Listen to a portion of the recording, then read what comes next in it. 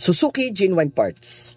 Throttle body assembly for Suzuki Celerio Gen 1 2009 to 2014. So iba yung para sa Celerio Gen 2 kasi yon ay drive-by-wire na. Ito ay assisted pa ng throttle cable. So kaya tinawag to na throttle body assembly kasi kasama na dito ang IACB. Ito yung common na nasisira sa throttle body ng Celerio Gen 1. Pag hindi na nakuha sa linis, ito na yon. Tapos, kasama rin dito na sensor ay TPS, Throttle Position Sensor.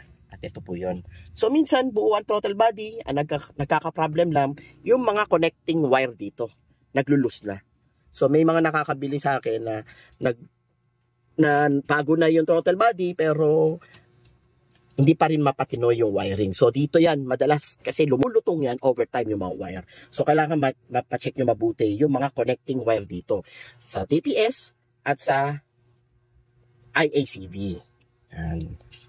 So, check natin to. Bound ito sa Malolos via Lalamove, repeat customer.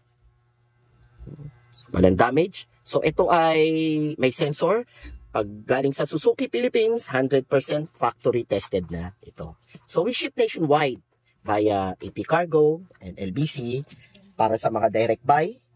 Wasteable ang aming page, Mr. Robert, dito sa Valenzuela. Pwede rin yun, Lalamove. At sa Lazada Store, nationwide, Mr. Robert. Maraming salamat po.